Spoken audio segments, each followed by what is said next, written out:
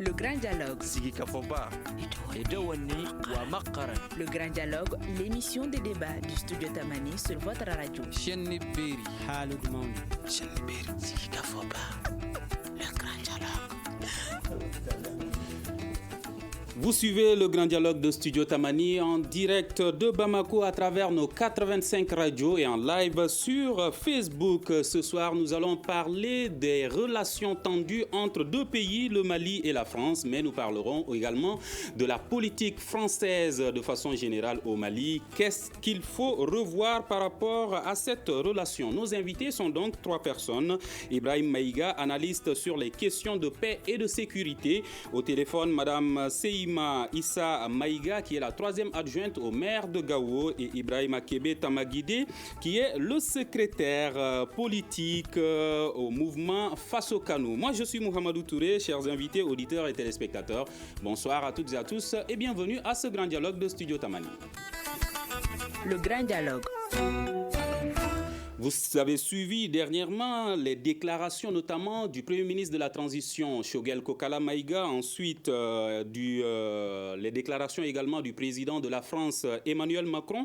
Une question qui se pose tout de suite, c'est celle d'un internaute qui est posée sur la page Facebook de Studio Tamani que je vous adresse à vous.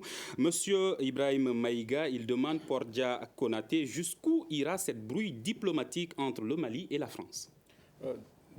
Difficile à dire parce que les deux pays ont des intérêts communs et convergents, même si au cours des dernières semaines, on a vu l'expression de divergences profondes.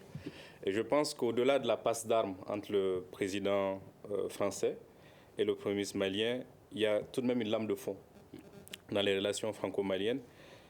Il y a un sentiment grandissant de questionnement, voire de contestation de la politique française au Mali.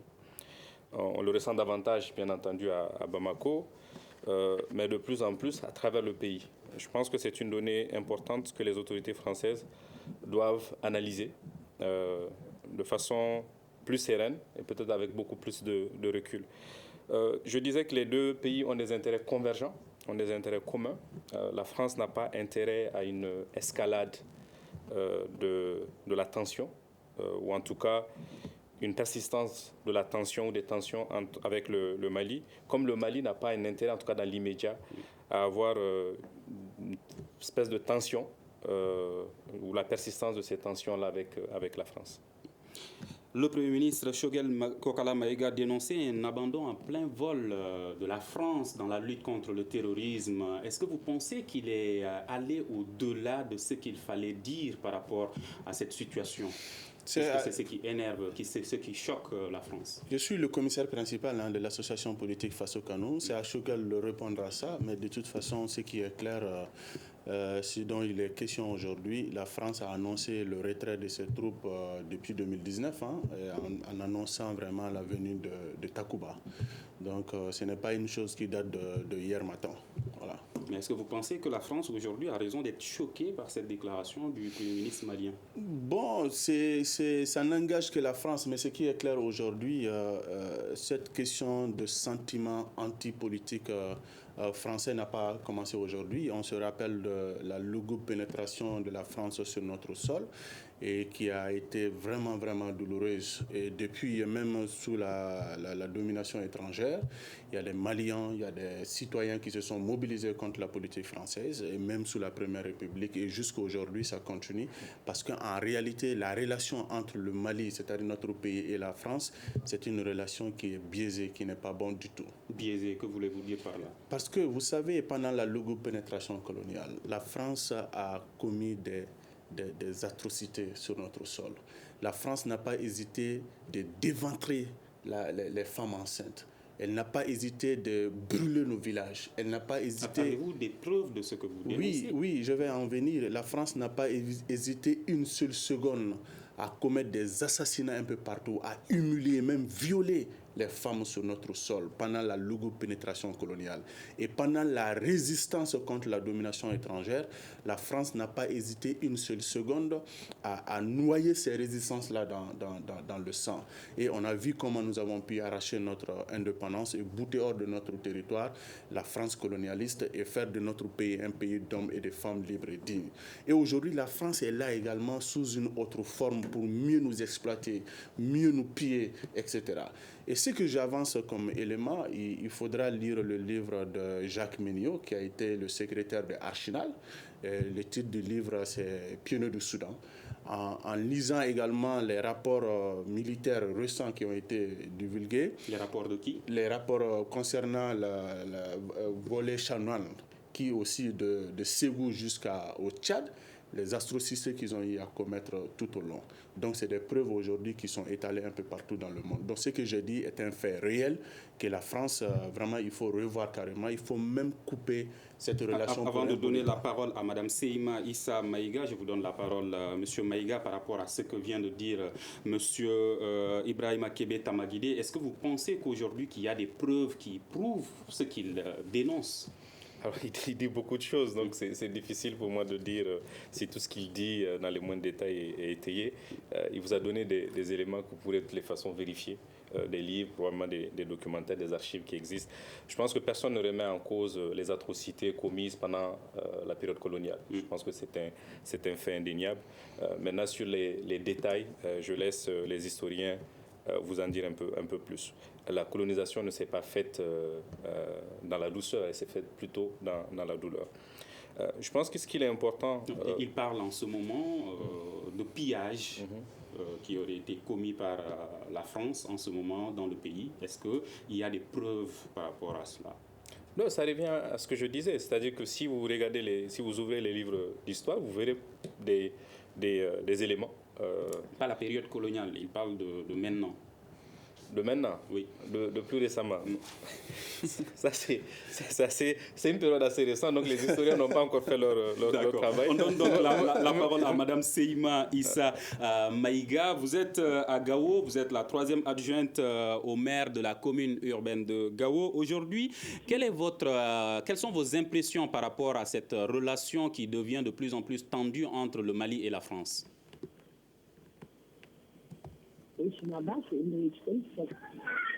Madame Maïga? Oui. Vous nous entendez? Je suis en ligne. Alors, la question est la suivante. Quelles sont vos impressions par rapport...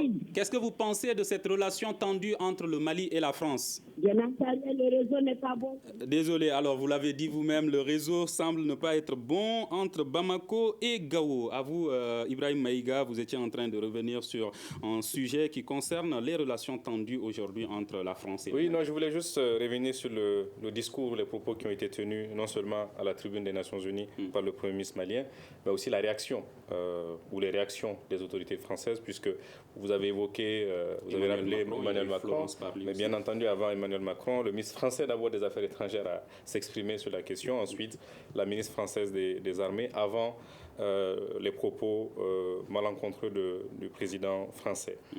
Je pense que peu de gens en réalité se sont intéressés au fond des propos qui ont été tenus de part et d'autre. Je crois qu'on a plutôt retenu le ton qui a été employé, la virulence des propos et la virulence du ton. Je pense que ce n'est pas la première fois qu'un dirigeant français s'adresse malheureusement à un pays africain, en particulier de l'Afrique subsaharienne,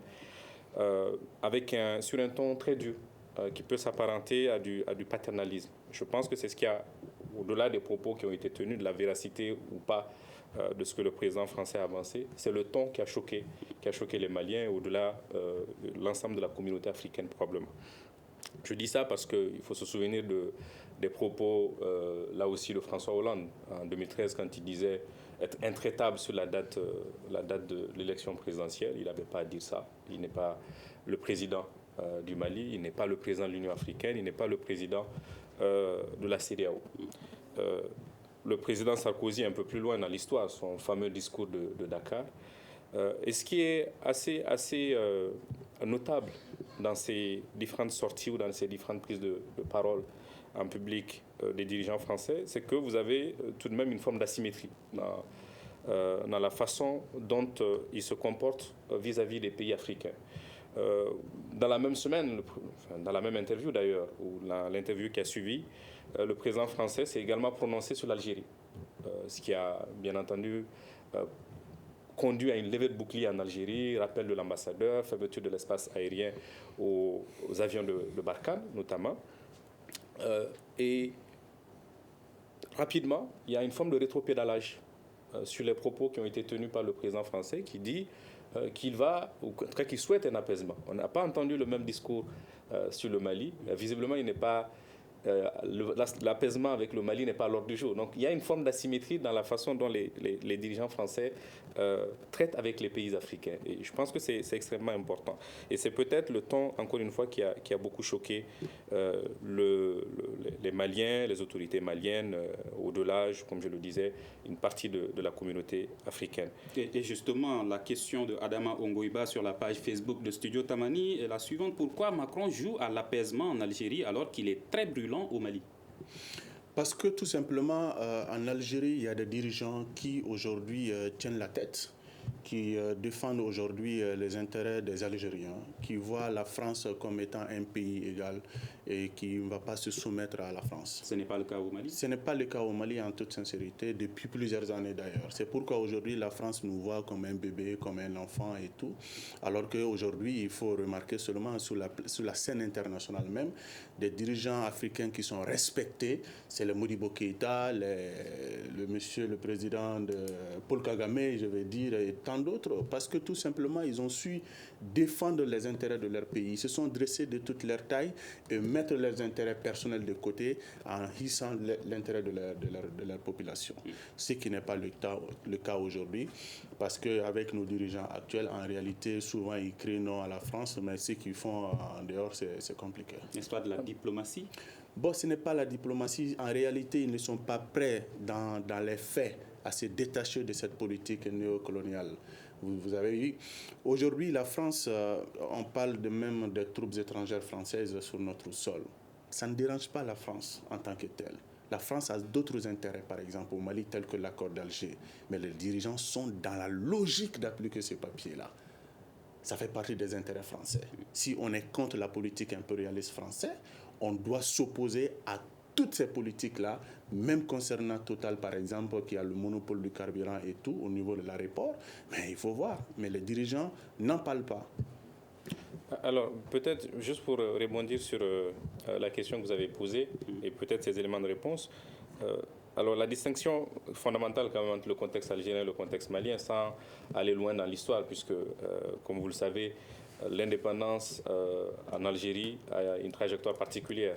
Sa séparation avec la France a été très douloureuse, c'est le moins qu'on puisse dire. Vous n'avez pas en Algérie une opération française, vous n'avez pas Barkhane en Algérie. Donc le type de rapport ne peut pas être le même. Cela ne veut pas dire qu'il ne faut pas de la courtoisie dans les propos qui ont été tenus. Et c'est assez dommage dans la mesure où la France est une puissance diplomatique. Je dis puissance diplomatique parce qu'elle a probablement le deuxième ou le troisième réseau diplomatique le plus important au monde, c'est-à-dire que le nombre d'ambassades, de consulats de présence à travers le monde. Mais c'est aussi un pays qui a fortement contribué à ériger, en tout cas à établir les codes diplomatiques. Un certain nombre quand même en anglais, vous avez plein d'expressions françaises qui sont restées telles quelles, qui n'ont pas bougé. C'est-à-dire que c'est l'équivalent, vous avez ça en français, c'est la même notion, ou en tout cas le même mot en anglais. Tout ça pour dire que la France est un pays de grande diplomatie. Donc on est un peu étonné par les propos, disons, peu diplomatiques des autorités françaises. Cela étant, vous parliez tout à l'heure de est-ce qu'ils ont raison d'être choqués?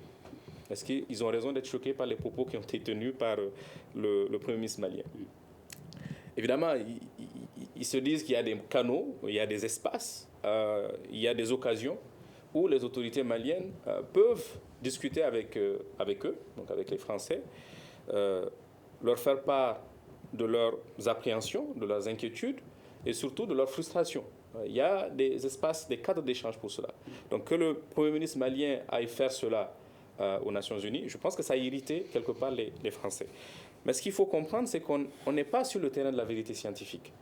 C'est-à-dire que ce que dit le Premier ministre, que ça soit vrai ou faux, importe peu en réalité. On est dans le terrain de la perception. Pour les populations françaises, pour le public français, pour les autorités françaises, il y a une opération française qui est menée ici au Mali à la demande des autorités maliennes, d'une part. D'autre part, vous avez des moyens colossaux qui sont dépensés chaque jour pour l'opération Barkhane. Et au-delà de tout ça, il y a des pertes en vies humaines. Donc les Français ont du mal à comprendre justement que malgré tous ces sacrifices-là, en dépit de tous ces sacrifices, que le Premier ministre malien tienne ce type de discours à la tribune des Nations Unies. Mais après ce discours, malgré toutes les déclarations qui ont été faites par les autorités françaises, les autorités maliennes gardent un silence. Est-ce que vous comprenez ce silence des autorités de la transition?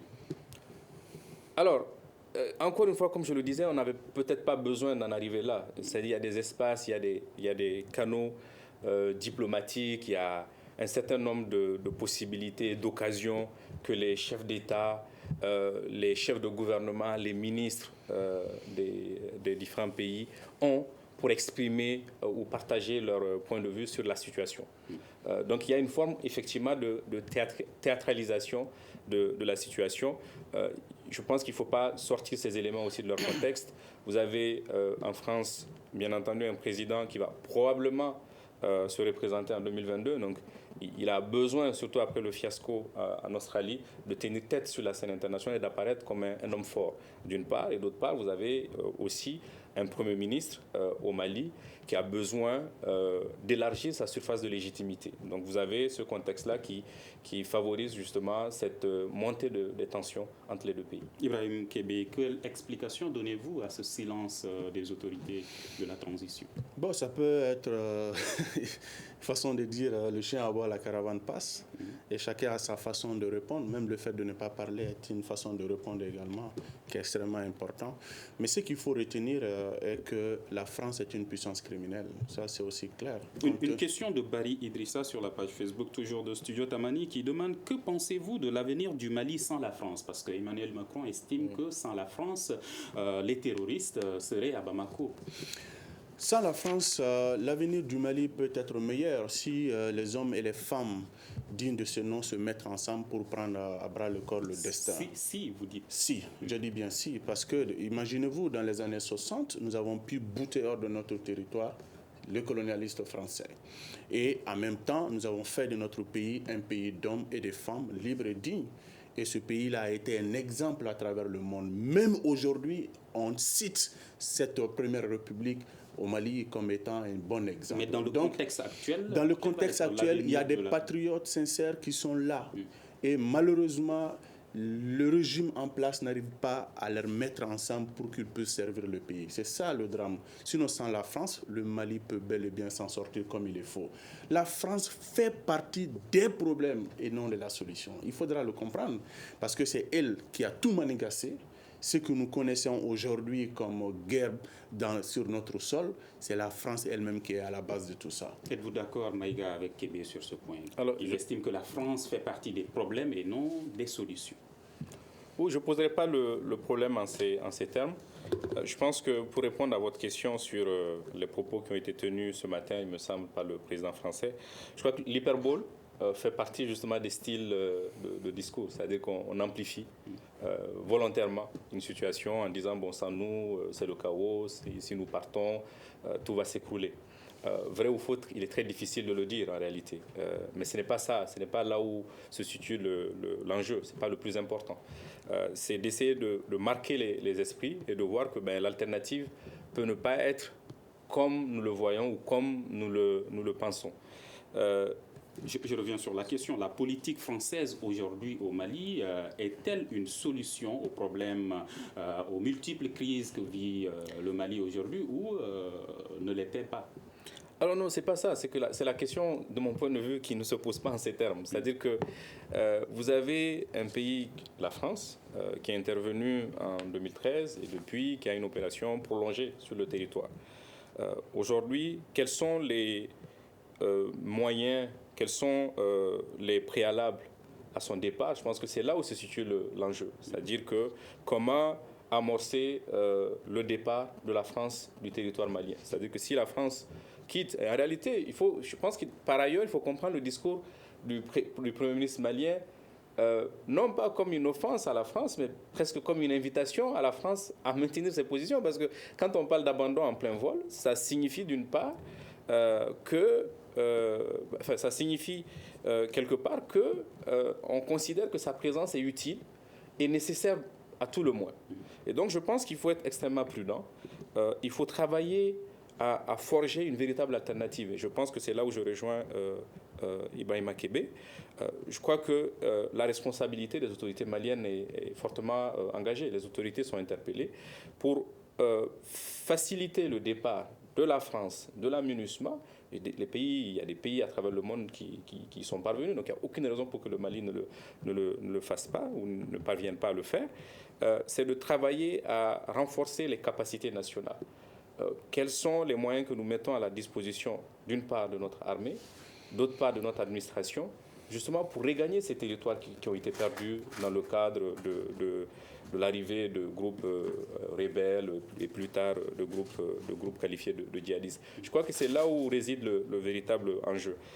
Sur la question spécifique, encore une fois, de la France, je pense qu'on fait une obsession sur la France, peut-être à raison.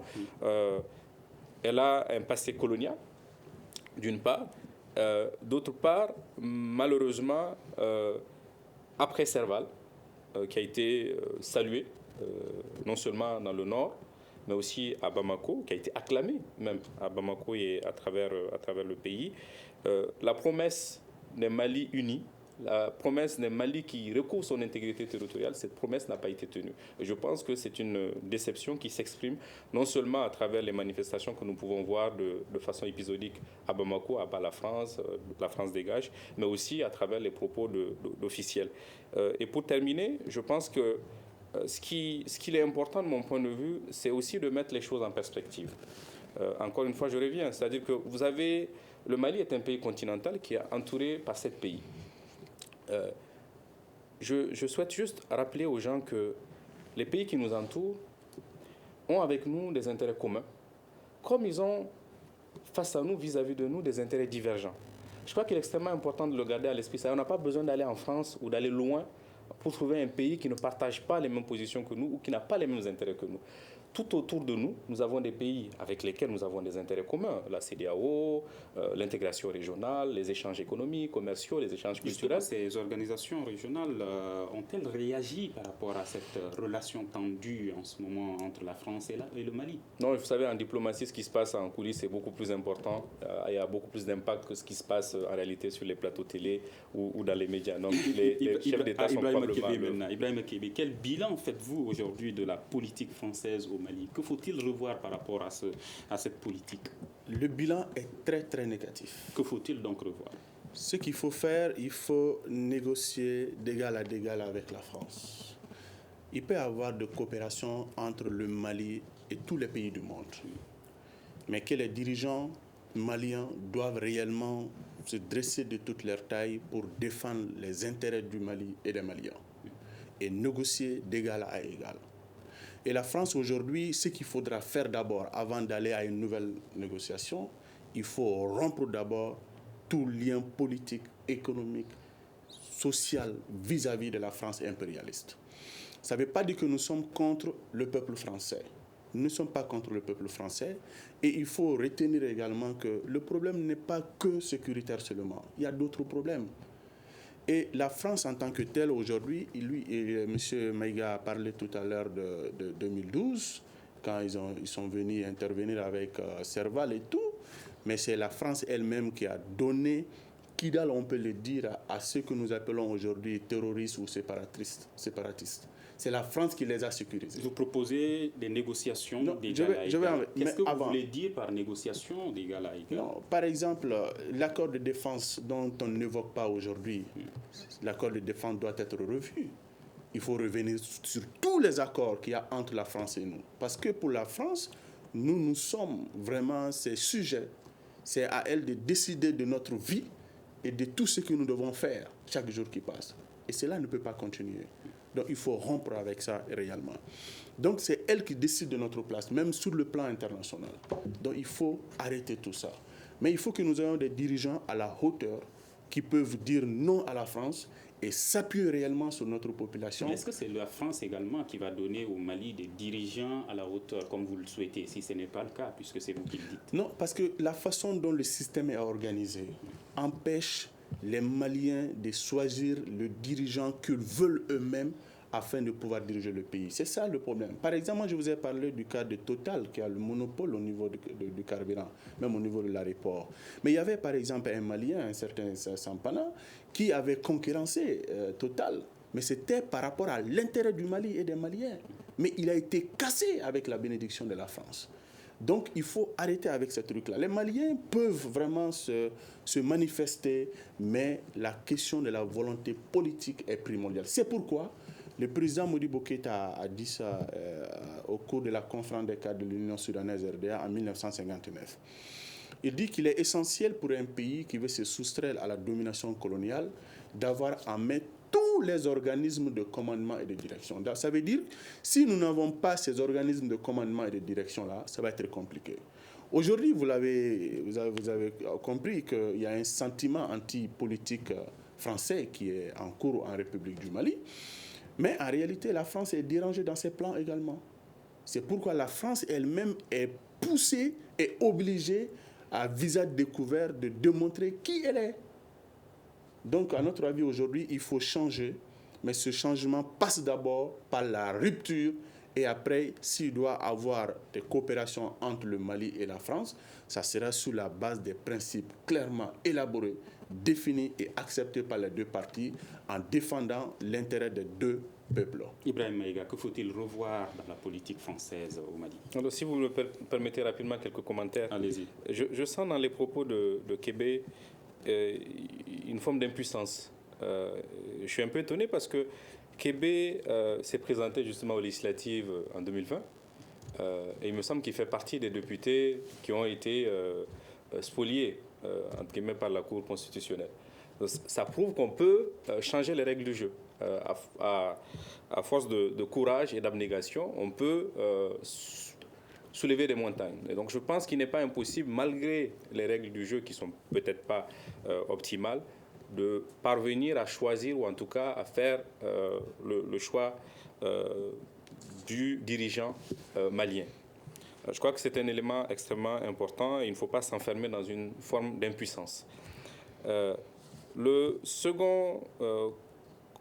deuxième commentaire, c'est que effectivement, quand vous regardez la situation actuelle, je pense que bien entendu, il y a probablement tous nos errements en tant que Maliens, en tant qu'autorité malienne, dans la gouvernance notamment.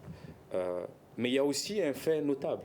Et je pense que c'est ce fait notable qui se traduit de plus en plus aujourd'hui, c'est la réaction face à une forme d'arrogance de la communauté internationale. Ça fait des années que la communauté internationale ou les partenaires internationaux de façon générale se sont érigés en prescripteurs.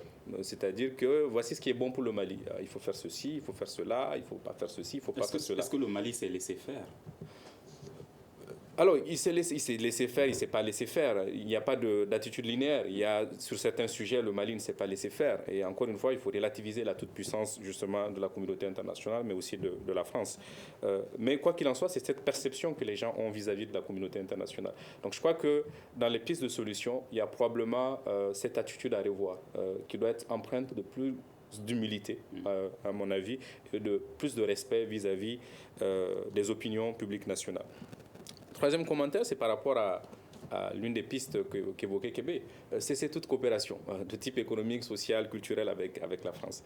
Je voudrais juste attirer son attention sur le fait qu'on a quand même une communauté importante en France. Et moi, je pense que quand on va vers des pistes de solutions, il y a des éléments à prendre en considération.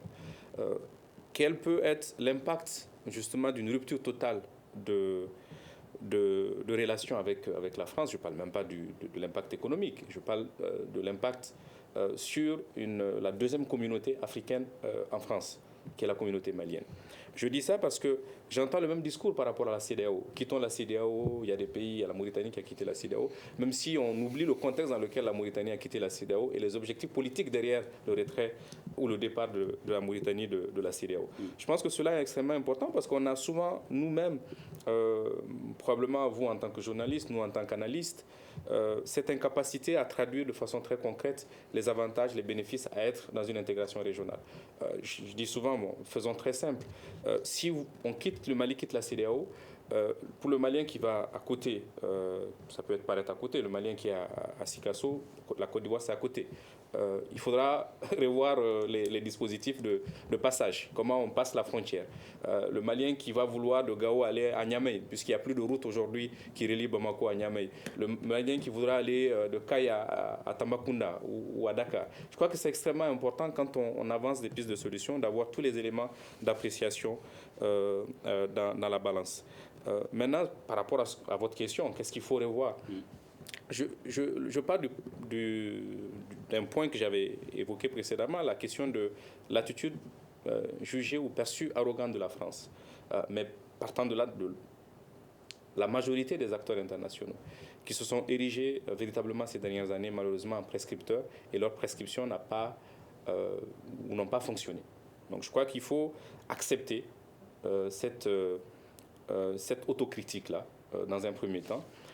Et moi, je parle encore d'arrogance parce qu'en réalité, les propos, encore une fois, d'Emmanuel Macron s'inscrivent malheureusement dans une succession de propos, de sorties qui peuvent être jugés maladroits. Quand les gens manifestent à Bamako contre la présence inefficace, ou en tout cas jugée inefficace de Barkhane, le président Macron juge qu'il est important que les présidents sahéliens viennent clarifier la position ou leur position vis-à-vis de l'opération Barkhane. Je ne pense pas que ça soit une attitude responsable et productive. Au contraire, elle a été contre-productive. Donc la première étape, c'est bien entendu d'accepter de faire sa propre autocritique, que tout ce qu'on a entrepris au Mali n'a malheureusement pas fonctionné, soit parce que le contexte n'y est pas favorable, soit parce qu'on n'a pas suffisamment écouté les voix maliennes. Je crois que ça, c'est le premier point.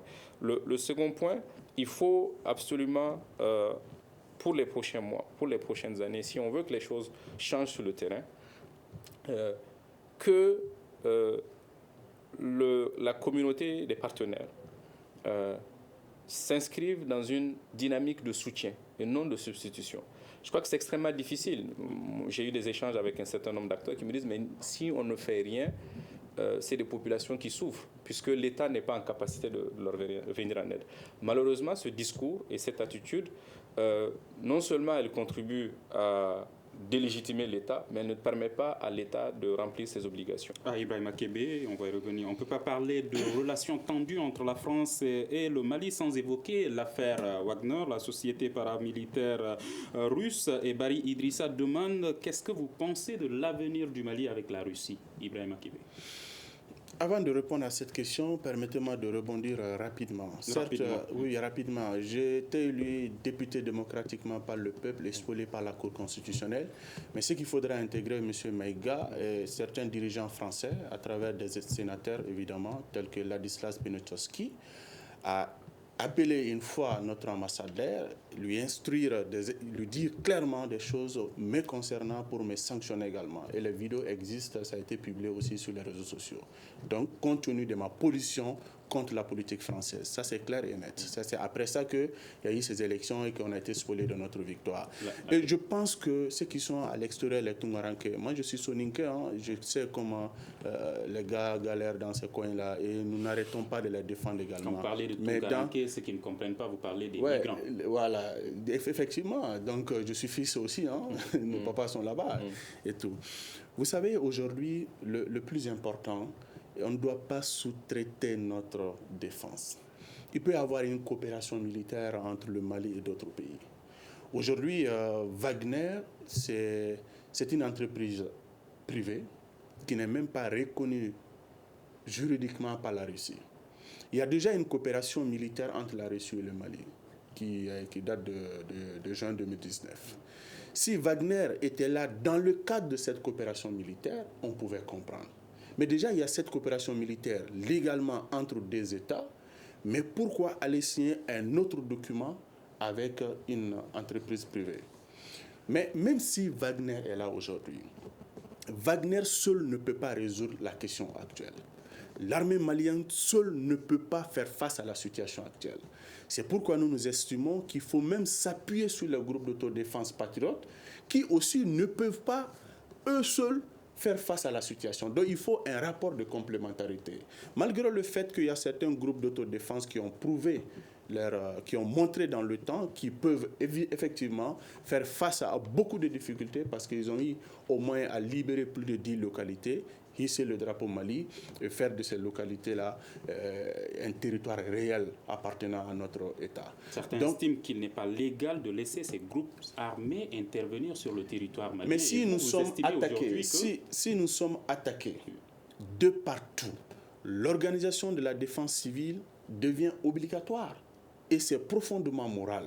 C'est pourquoi ça doit être sous la direction de l'armée nationale. Merci. Donc il faut... Ibrahim Maïga, est-ce que vous êtes d'accord avec sa proposition concernant l'intervention des groupes d'autodéfense? J'ai l'impression que vous faites tout pour que je sois en désaccord avec... Pas du tout. Je pose des questions là-dessus, puisque vous êtes analyste, c'est un débat. Oui, donnez votre point de vue là-dessus. Tout à fait. Alors, premièrement, je pense que ce que nous a montré la situation sur le terrain, la situation sécuritaire au cours des 8 dernières années, c'est que la solution militaire n'est pas suffisante. Je pense qu'il l'a dit, et au moins sur ça, je suis d'accord avec lui. Donc je m'interroge beaucoup sur la pertinence, en réalité, de rajouter une force supplémentaire aux forces déjà sur le terrain. Même si on parle de réorganisation du dispositif pour Barkhane. Je trouve qu'on a déjà un ensemble de forces, la force conjointe du G5 Sahel, les forces armées maliennes, l'opération Takuba, la MINUSMA en ce qui la concerne. Donc est-ce qu'un empilement de ces forces est utile à la situation ou en tout cas à l'évolution de la situation? J'ai du mal à le croire. Donc je ne suis pas sûr qu'un rajout d'une force supplémentaire est une solution. Deuxièmement, l'un des handicaps très importants des forces armées étrangères, c'est souvent leur manque de connaissance du terrain, des réalités locales. On dit la même chose de notre armée, mais je pense que cette insuffisance est moins importante au sein de notre armée qu'au niveau des armées étrangères. Et parmi les pistes de solutions que les officiers eux-mêmes reconnaissent, c'est d'accroître la collaboration avec les populations locales. Donc je me demande comment une force paramilitaire, de surcroît russe, ne parlant aucune langue nationale, peut-être même pas français, pourrait nouer justement ce lien de confiance avec les populations locales. Donc j'ai du mal à voir la pertinence d'une force paramilitaire comme... C'est pourquoi Wagner a échoué en Mozambique. Il va terminer, Kébé. Donc j'ai du mal à voir la pertinence, honnêtement, de cette force supplémentaire. Je pense qu'en lieu et place d'une force paramilitaire, et ça me permet de répondre à votre question concernant les auxiliaires, souvent, de l'armée malienne, je crois que là aussi, on a une expérience quand même sur le territoire national. Alors on peut toujours dire que cela a été mal organisé, mais on a aussi à côté une expérience où un minimum d'organisation a été fait, c'est le Burkina avec les VDP, les volontaires pour la défense de la patrie. Et là aussi, les résultats ne sont pas concluants parce que non seulement vous avez ces volontaires souvent qui sont peu formés, qui ne disposent pas de capacités de riposte, qui sont pris pour cible d'une part, et d'autre part, ces volontaires pour la défense de la patrie sont souvent accusés d'exactions contre les populations civiles ou de règlement de comptes au sein des villages ou de leur communauté. Donc je crois que c'est une solution qui me paraît très risquée. Moi, je miserais davantage non seulement sur un renforcement de l'armée régulière nationale, mais aussi l'exploration de pistes jusque-là qui ont été insuffisamment explorées. On parle de plus en plus de la question du dialogue, le dialogue avec les groupes violents, le dialogue politique avec un certain nombre d'acteurs, mais aussi un réarmement de l'État, c'est-à-dire de l'administration. Et ça, de mon point de vue, il faut une stratégie cohérente. Je dis souvent qu'au Mali, parce que la question qu'on pose, est-ce que la stratégie du Mali est victorieuse ou est-ce qu'elle est bonne?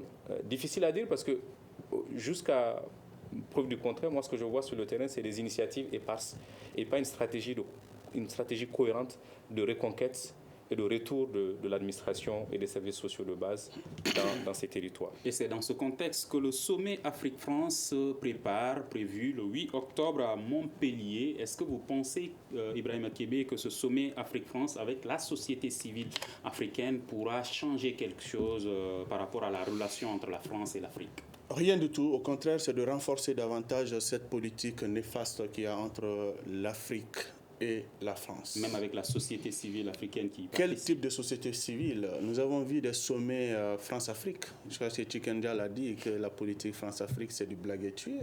Et ce n'est pas cette politique France-Afrique comme ça qu'on veut voir. Et une société civile qui a été triée parce que tout simplement, il y a souvent, excusez-moi du terme, des gens qui ne respirent que la France et qui quittent l'Afrique au nom de l'Afrique pour aller voir le maître, discuter avec le maître et puis voir qu'est-ce qui peut être fait pour mieux vraiment préparer à ce le terrain. stade, qu'est-ce qui est fait que vous voyez de positif par rapport aux actions qui puissent améliorer la relation entre la France et l'Afrique de façon générale, mais avec le Mali de façon particulière? Il n'y a pas, principalement, il n'y a pas d'acte. Ce qu'il y a aujourd'hui, c'est vrai, la France est un peu ébranlée parce qu'il y a des conquérants qui veulent venir aussi en Afrique et qui veulent prendre la place. Il y a une guerre d'influence, parce que telle que la Russie, qui veut aussi installer à peu près 5 à 6 bases militaires, et qui veut aussi, compte tenu de l'immense richesse qui se trouve sur notre sol, et elle aussi, elle veut s'accaparer également de tout ça. Donc elle veut rentrer surtout sur la question du Sahel et du Sahara. Et voilà, la Russie veut aussi s'implanter à travers le Mali pour vraiment essayer de monopoliser un peu. Donc c'est pourquoi la France, en tant que telle, est dérangée aujourd'hui dans ses plans. Donc il n'y a pas fondamentalement un acquis qu'on peut ébranler aujourd'hui en disant que c'est une très bonne chose.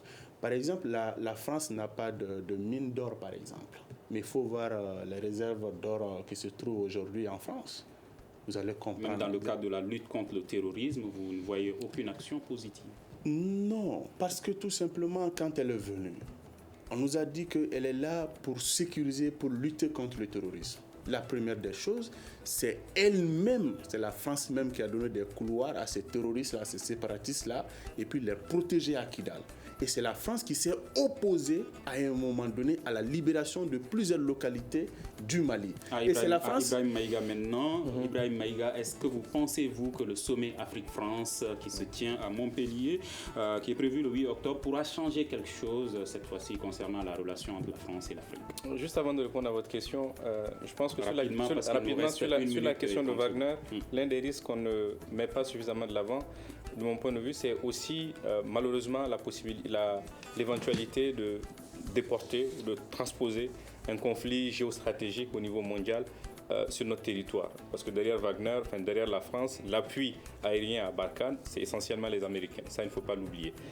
Maintenant, pour répondre à votre question, je trouve mon co-débatteur et ami Kébé assez caricatural et très dur avec les sociétés civiles. Bien évidemment, je pense que la France doit aussi revoir justement sa relation avec les sociétés civiles. Elle est en train d'évoluer, de mon point de vue, très lentement. Parce que jusqu'à présent, jusqu'à récemment, c'est essentiellement les chefs d'État. Elle s'est rendu compte que les chefs d'État et les institutionnels qu'elle convie à ce forum, qui n'a peut-être pas lieu d'être. France-Afrique, Afrique-France, pour moi, l'Afrique c'est un continent. Donc il faut peut-être aussi sortir de ce paradigme-là. Mais quoi qu'il en soit, pour revenir à votre question de façon plus précise, je pense que la France gagnerait justement à écouter, à entendre des voix discordantes. Kébé aurait pu justement aller à ce sommet. Je ne sais pas s'il aurait accepté, mais c'est un bon profil parce que justement il a des griefs très importants contre la France et ça aurait pu être l'occasion justement non seulement d'être dans une forme de pédagogie mutuelle, mais d'aller au-delà souvent de certaines images. Discuter, échanger, comme le dirait la Fondation Hirondelle, s'informer pour comprendre, dialoguer pour s'entendre. Le temps fait défaut, c'est ce qui met fin à ce grand dialogue de Studio Tamani. Merci à nos 3 invités, même si la qualité du réseau entre Bamako et Gao n'a pas permis à Seima Issa Maïga, 3e adjointe au maire de Gao, d'intervenir intervenir sur ce débat. Ibrahim Maïga est analyste sur les questions de paix et de sécurité et Ibrahima Kébé Tamaguide est le commissaire principal de l'association Faso Kanou. À la régie vidéo et audio, il y avait monsieur Mamadou Ouattara et monsieur Mamadi Keïta. Je suis Mohamedou Touré. On se retrouve demain pour un prochain numéro du Grand Dialogue de Studio Tamani. Le Grand Dialogue. Sigi Kafoba. Le Grand Dialogue, l'émission des débats du Studio Tamani sur votre radio. Sigi Kafoba. Le Grand Dialogue.